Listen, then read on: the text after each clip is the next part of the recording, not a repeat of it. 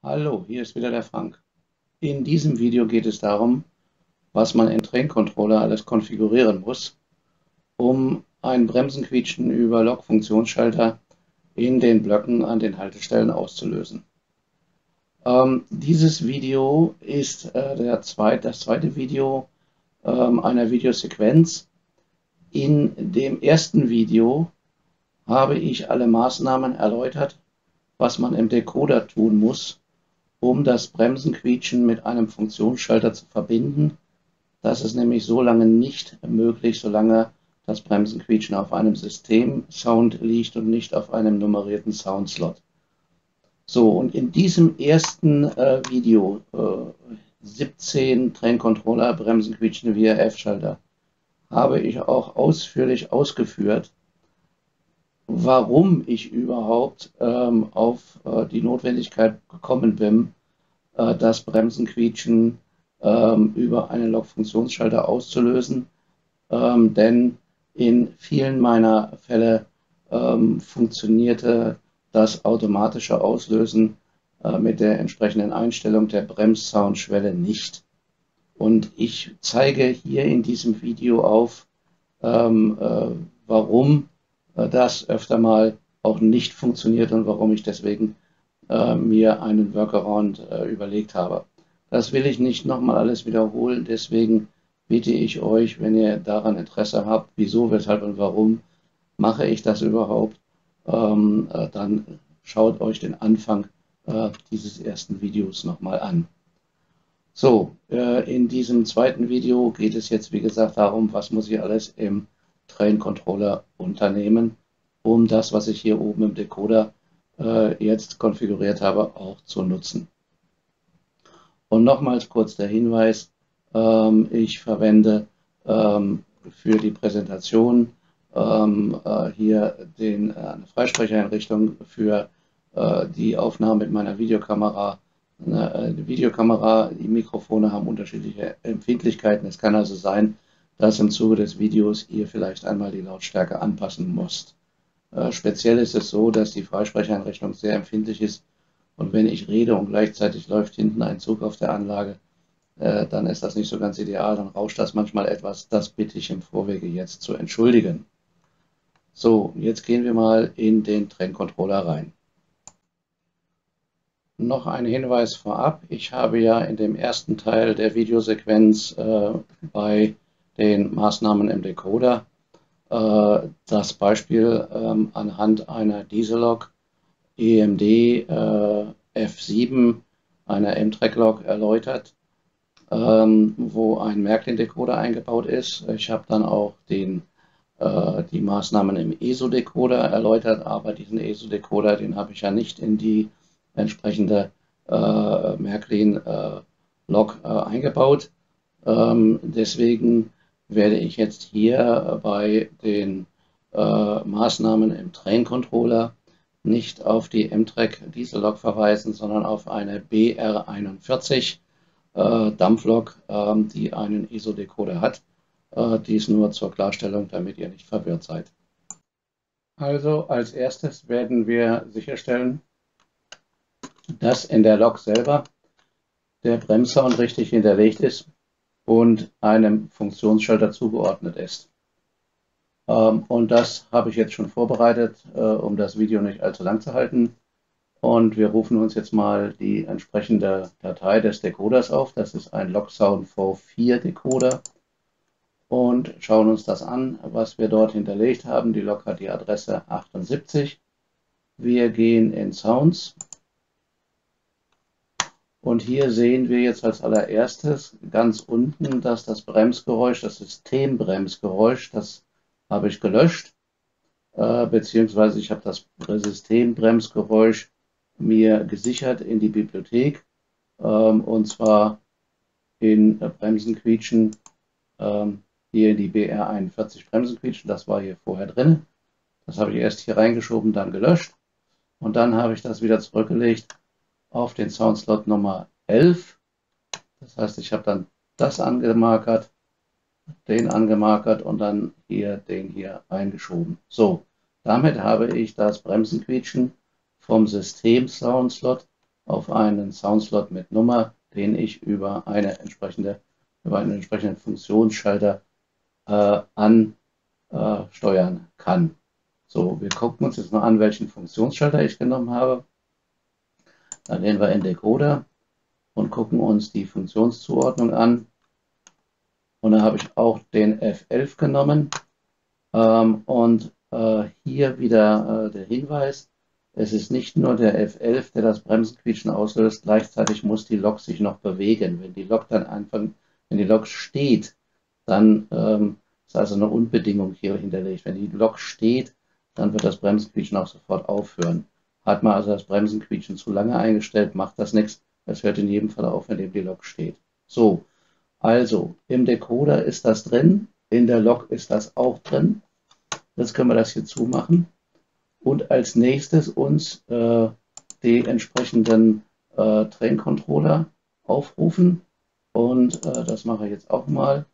Da gehen wir jetzt mal, ich habe dann speziell wieder für diese ganze Geschichte mir ein Extrakt meiner gesamten Anlage eingelegt.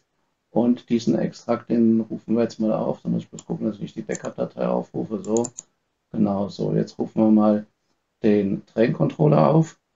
Und wir werden jetzt gleich im Train-Controller schauen. Jetzt laufen so einige Sounds. Das hört man im Hintergrund. So, der ist noch am Laden. Das dauert immer sehr lange bei Train-Controller, eher alles geladen hat und online ist. So, jetzt lädt er noch die Bedienoberfläche. So, also hier ist der Extrakt meiner Anlage, wo wir mit einer Kreisfahrt einmal im Kreis herumfahren können. Und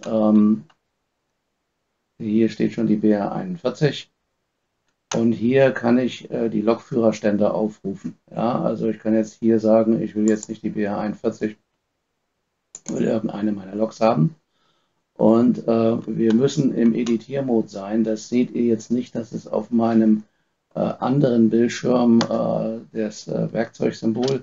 Das ist angeschaltet. Ich bin also im Editiermodus und rufe mit rechtem Mausklick die Eigenschaften der Lok auf und gehe hier in Funktionen. So, und da haben wir jetzt noch den F11 noch nicht drin. Das sehen wir hier. Wir sagen also, dass wir wollen jetzt hier den Bremssound hinterlegen mit einem Funktionsschalter. So, was man zuerst natürlich getan haben muss, und da gehe ich jetzt in diesem Video nicht drauf ein, das wäre jetzt ein extra Video wert, aber die Train-Controller-Freunde werden das schon wissen, dass man in seiner Bibliothek bereits ein Bremsenquietschen letztendlich angelegt hat. Und man sieht jetzt, hier ist ein Bremsenquietschen ein. Hier ist zwar auch ein Bremsenquietschen, aber es ist überhaupt keine Lok zugeordnet. Das war so irgendwo mal ein früherer Versuch von mir. Hier ist mit einem grünen F-Schalter, das ist der Standard, das ist der Default, das Default-Symbol, da kann man jetzt auch noch ein Symbol hinterlegen. Hier ist jetzt Bremsenquietschen 1 bereits bei neuen Loks hinterlegt. Also das muss man in der Bibliothek anlegen. Das hat im Übrigen nichts mit Bremsenquietschen aus zu tun. Das ist also nicht das Gegenteil von dem. Das Bremsenquietschen aus ist quasi, wenn man in dieser Lok niemals Bremsenquietschen haben will, dann betätigt man diesen Schalter. Den habe ich jetzt bei der Lok gar nicht vorgesehen. Den könnte ich jetzt in der Lok auch noch einem Funktionsschalter zuordnen, aber das will ich gar nicht. Also es ist dieser Bremsenquietschen ein, den man in seiner Bibliothek haben muss. So, den muss man also haben, damit wir ihn hier überhaupt anlegen können. Wir sagen also neu. Jetzt ruft er uns hier auf, Licht 2, das wollen wir nicht, das ist jetzt das unterste. Das war wohl das letzte, was wir gemacht haben, hat er sich gemerkt. Und wir suchen jetzt das grüne F mit Bremsenquietschen ein. Wollen wir mal schauen, dass wir das finden.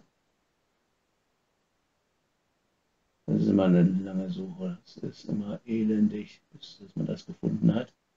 Da ist es. Bremsen quietschen ein. So, zack. Und jetzt geben wir dem noch einen F11. Haben wir vorhin im Decoder gehabt. So, und wir lassen das als Schalter, weil wir werden so ähnlich wie in iTrain daraus dann eine Momentfunktion machen. Aber in Train-Controller ist es grundsätzlich so, dass wenn man eine Momentfunktion ausführen will, man sie einschaltet, dann eine Zeitdauer programmiert und dann diese Funktion wieder ausschaltet.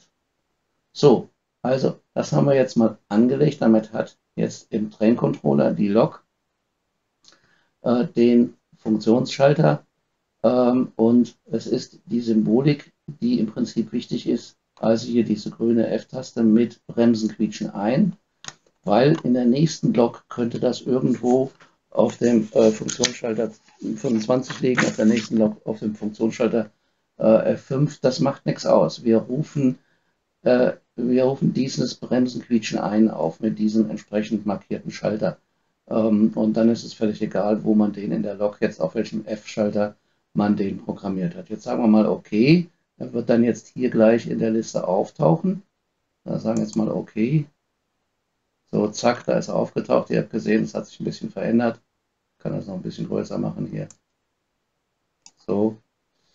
Und jetzt ist der hier im Prinzip hinterlegt. Testweise funktioniert er nicht, weil die Lok steht ja. Und wir haben ja gesagt, nur im Fahren wird im Prinzip dieser Sound ausgelöst. So, jetzt haben wir im Prinzip den Funktionsschalter zur Lok gelegt. Jetzt müssen wir ein zweites tun. Wir müssen ja das Bremsenquietschen durch irgendetwas auslösen.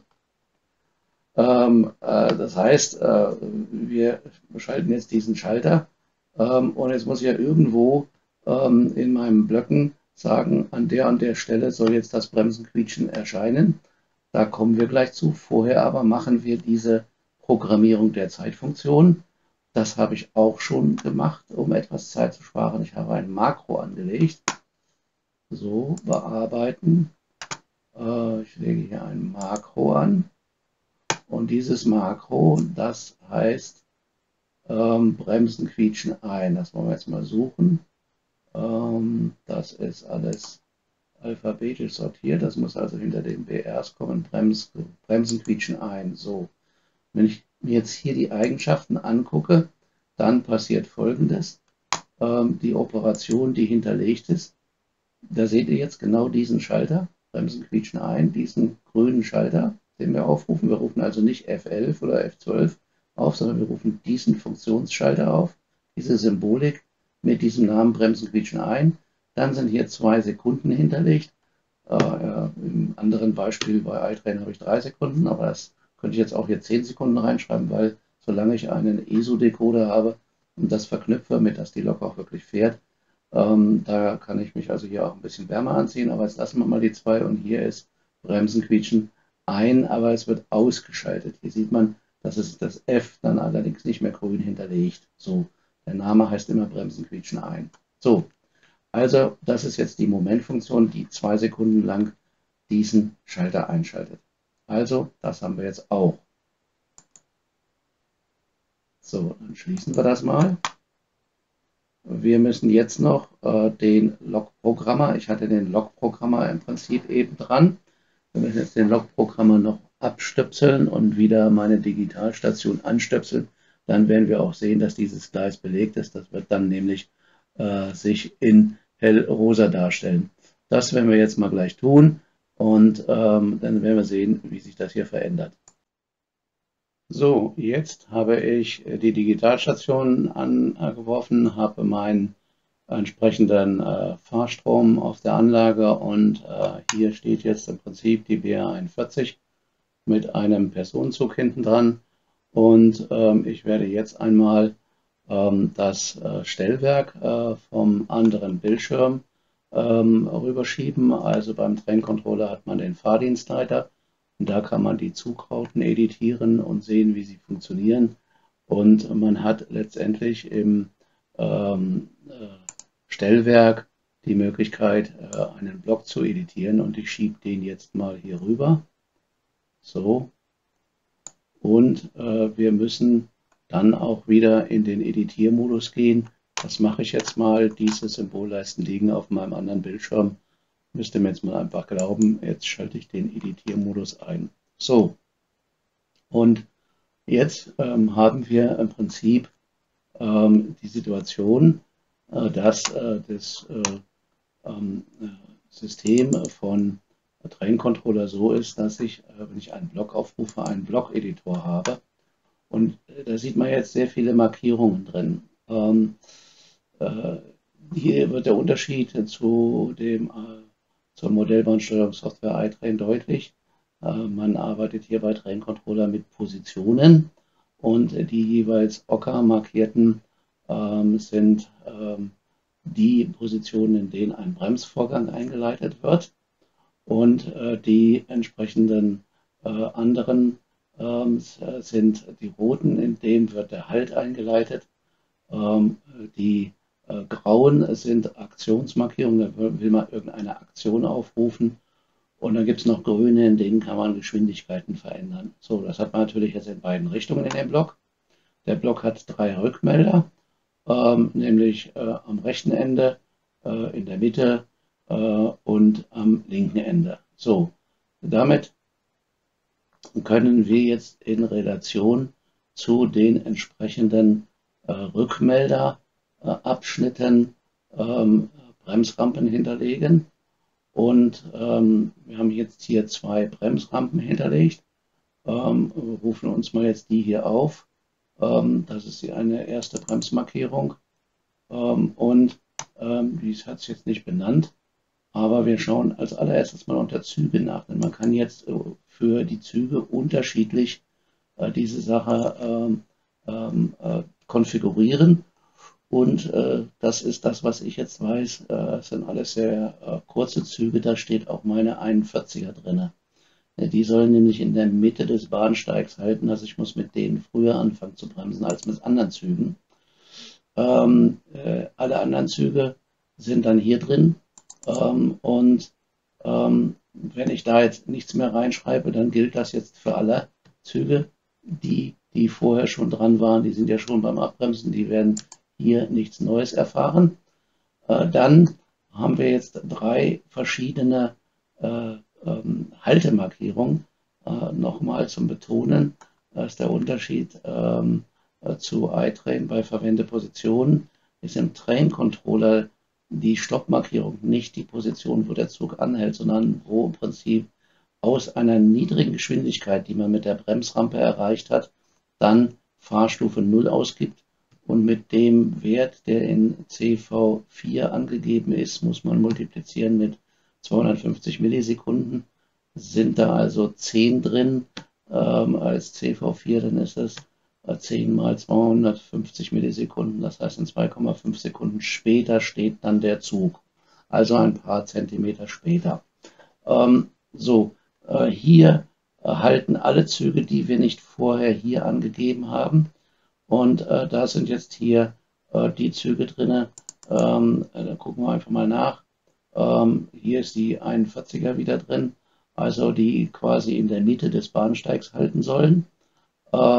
Dann habe ich jetzt hier Züge drin, die sollten zwar am Ende des Bahnsteigs halten, vor dem Signal, haben aber höchstwahrscheinlich auf der ersten Achse, ja, das sehe ich schon, auf der ersten Achse haben sie einen entsprechenden Haftreifen, und da muss man mal etwas früher halten, als wenn wir mit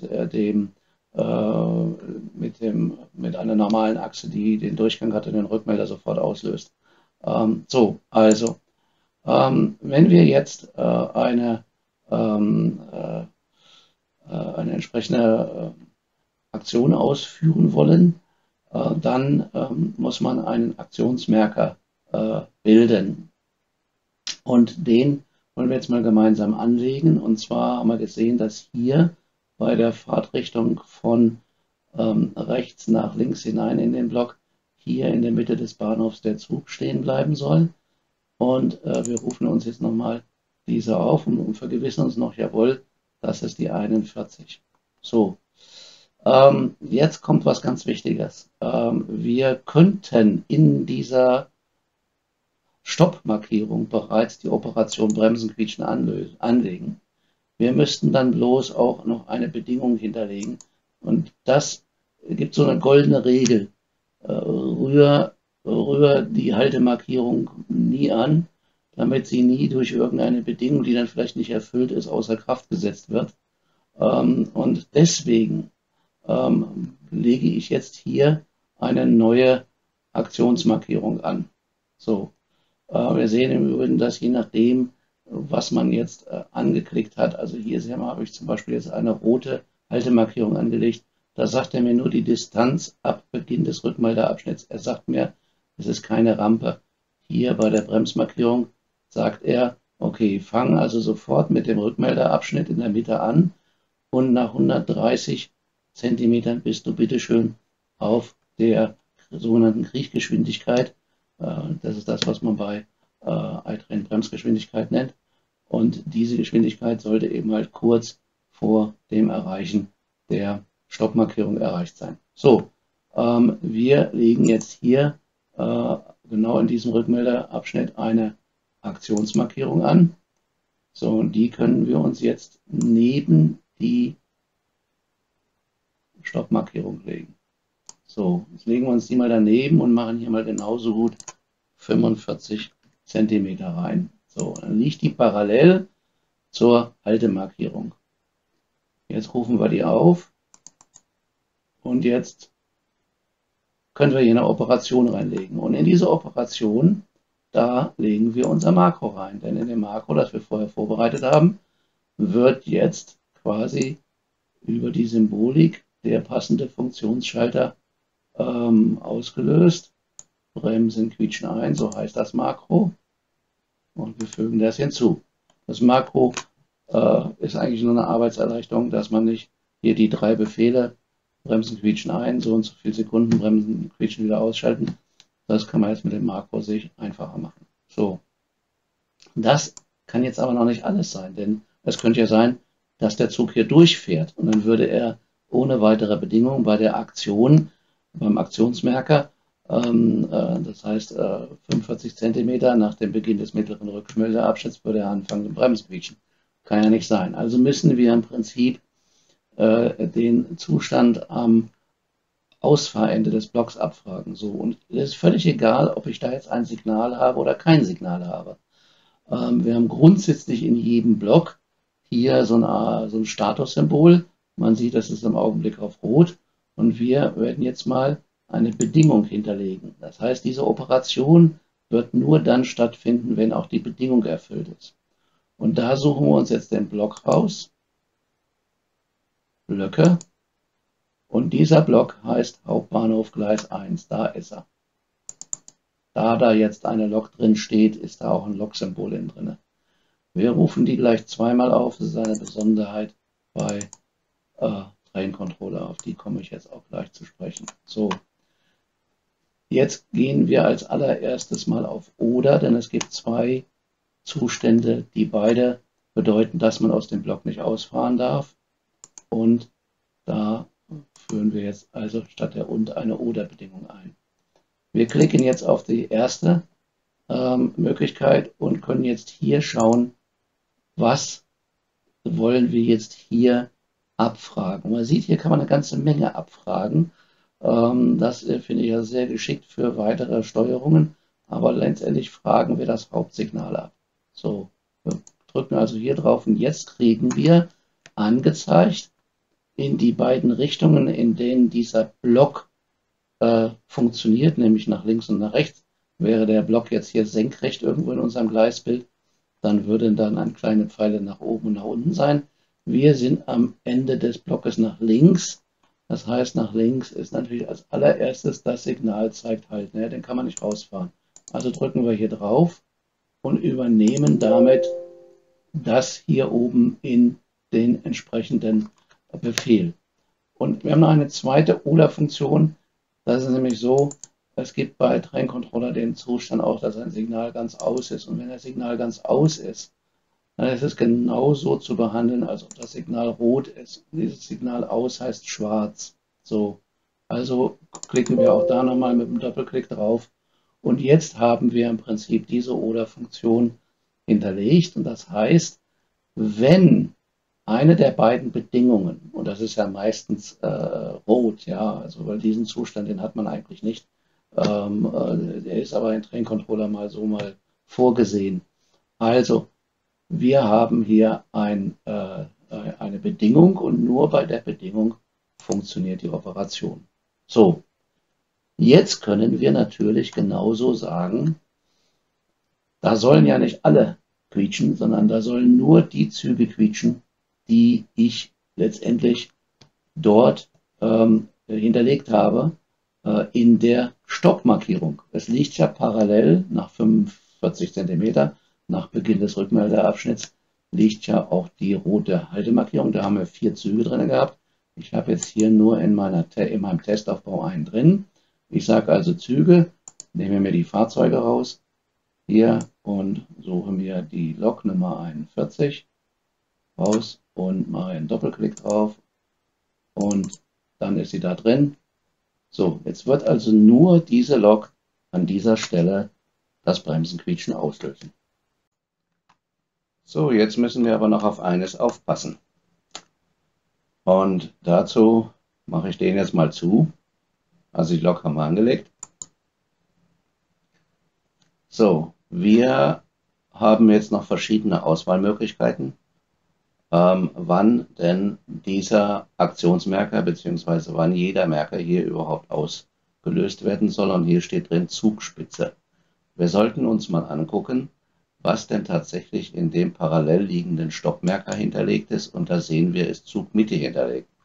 Ich hatte vorhin gesagt, dass dieser Zug mittig am Bahnsteig anhält, ist also kein voll langer Zug, der bis zum Signal vorfahren muss. So, das heißt, wenn das Bremsenquietschen hier richtig ausgelöst werden soll, dann müssen wir hier letztendlich auch Zugmitte auslösen. So, also jetzt haben wir das mal gemacht und können das jetzt schließen. Ich möchte noch darauf hinweisen, dass man natürlich, muss ich doch nochmal öffnen, dass man natürlich sagen kann, okay, das Bremsenquietschen sollte länger dauern und schiebt den dann jetzt hier zurück und trägt dann jetzt da zum Beispiel hier 30 cm ein. Dann muss man nur darauf achten, dass man in seinem Makro die entsprechende Verzögerungszeit zwischen dem Einschaltbefehl des Makros und dem Ausschaltbefehl des Makros, also Bremsenquietschen einschalten und Bremsenquietschen ausschalten, dass man dann diese Zeit länger einstellt. Es macht nichts, wenn sie ein bisschen zu lang eingestellt ist, weil solange man mit ESO-Decodern fährt, kann man das ja verbinden mit dem Status Lok fährt. Das heißt, sobald die Lok stehen bleibt, hört auch der Bremssound auf. Okay, also das haben wir jetzt eingestellt und jetzt können wir eigentlich uns mal an einen ersten Versuch begeben. Und dazu lasse ich jetzt das Ding einmal im Kreis herumfahren und nehme das mit meiner Videokamera auf. So, hier kommt der Zug und fährt in den Bahnhof rein.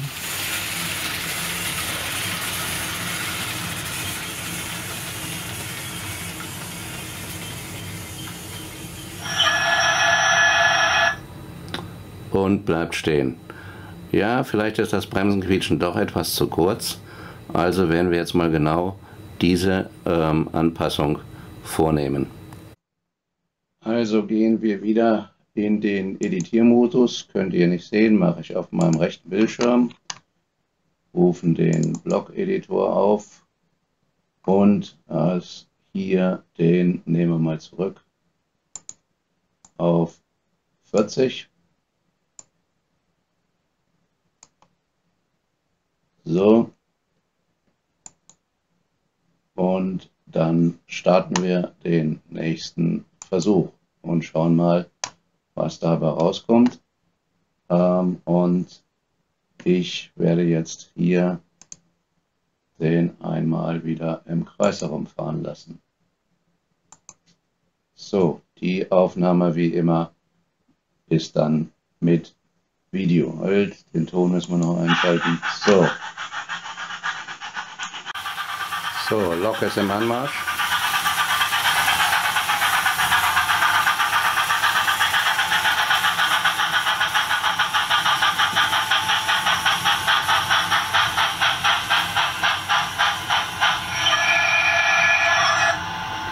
So, das klingt doch ganz vernünftig. So lassen wir alle Einstellungen.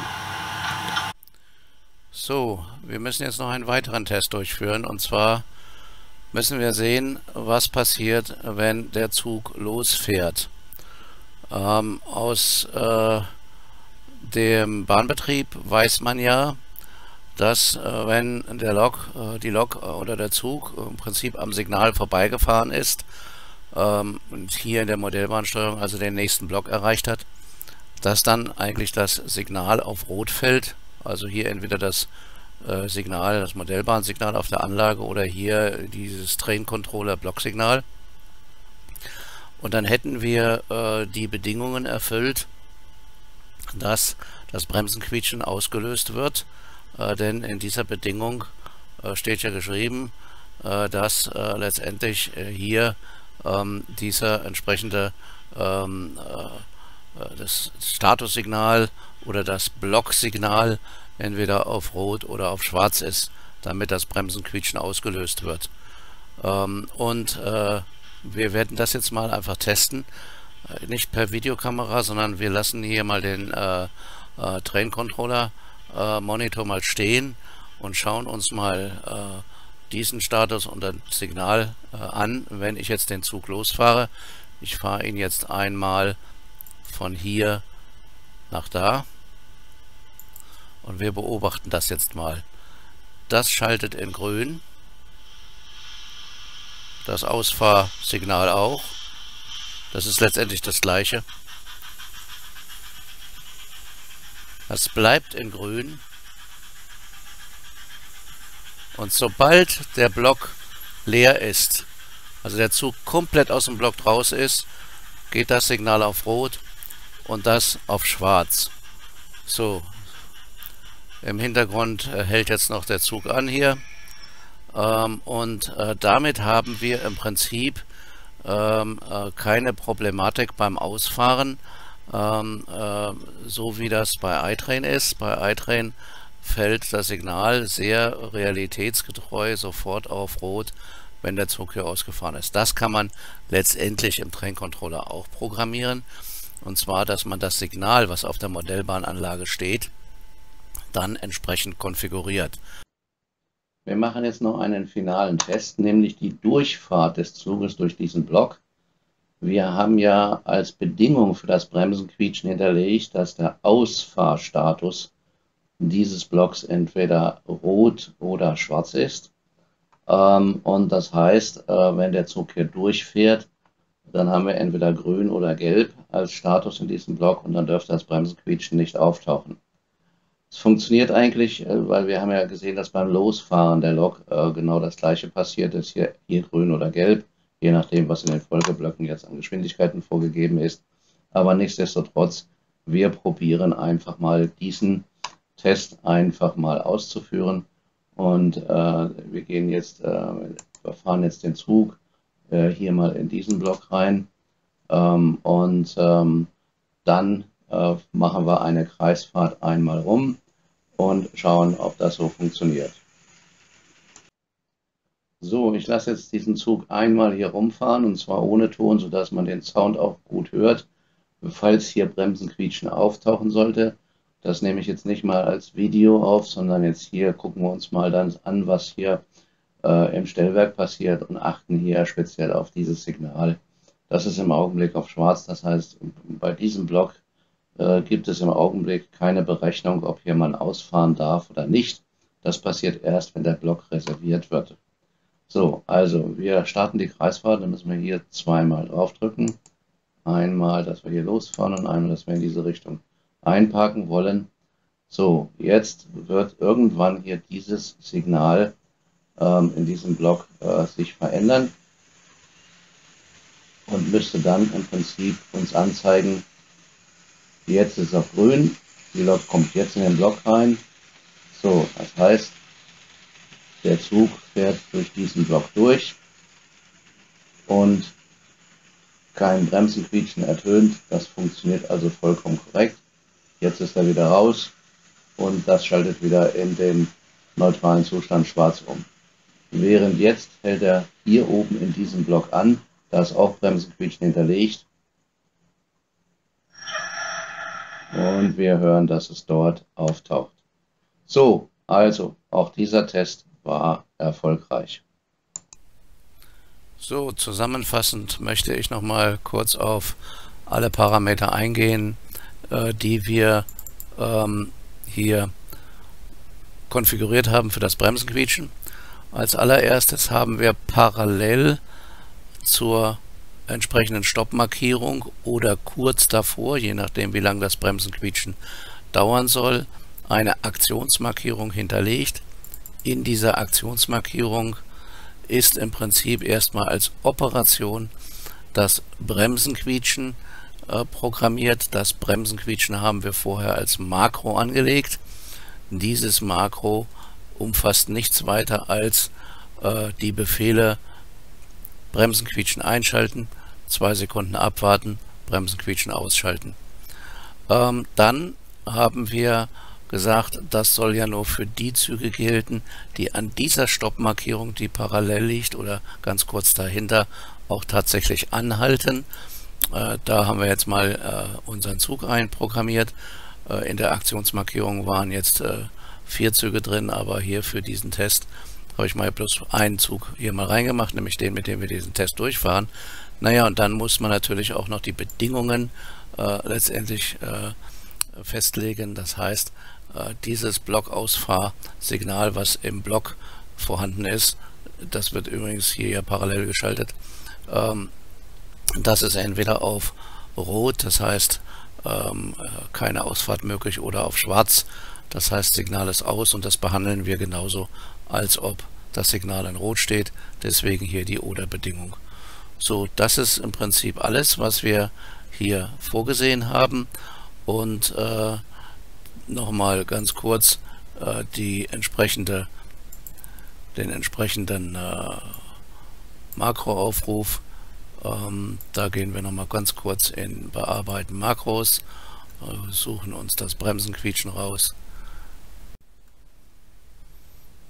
So, gehen auf Eigenschaften, und da haben wir also Bremsenquietschen ein mit dem Symbol, dem Standardsymbol eines Funktionsschalters in grün, das heißt, das Bremsenquietschen ist eingeschaltet, dann 2 Sekunden, und danach schalten wir wieder das aus. Da ist das Symbol dann entsprechend in hell, also nicht ausgelegt. Also das kann man ja hier dann unter Ändern immer entweder in grün oder in transparent entsprechend programmieren. Das heißt, einschalten, 2 Sekunden abwarten, wieder ausschalten. Und je nachdem, wie man seinen Aktionsmerker in Relation zum Stoppmerker konfiguriert, sollte man hier auch austesten, ob diese Zeit ausreicht oder länger gemacht werden muss.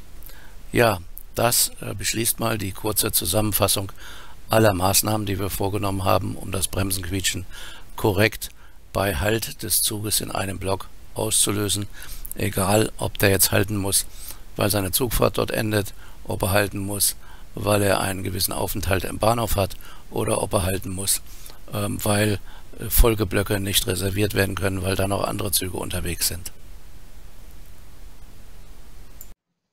Ja, das war's. Ich hoffe, ihr habt etwas mitgenommen von diesem Video. Natürlich ist es immer am besten, dass der Decoder automatisch das Bremsenquietschen erzeugt. Ihr solltet also schon etwas versuchen, dieses Bremsenquietschen über das richtige Einschalten der Bremssoundschwelle zu generieren, weil diese Umgehungslösung ist wirklich ein Workaround, der ist sehr aufwendig, denn das, was wir jetzt hier an einer einzigen Aktionsmarkierung gemacht haben, das muss man ja an jedem Punkt dieser Anlage machen, wo man hier so rote Haltemarkierungen findet, wenn man will, dass da das Bremsenquietschen ertönt, dann muss man im Prinzip diese Aktionsmarkierung anlegen. Also ist eine Heidenarbeit, die man da macht. Übrigens braucht man diese dann nicht zu machen, wenn man Blöcke wie hier, die blau unterlegt sind, als kritische Blöcke markiert. Das heißt, hier fährt der Zug immer durch und hält nicht. Da kann man sich das ersparen.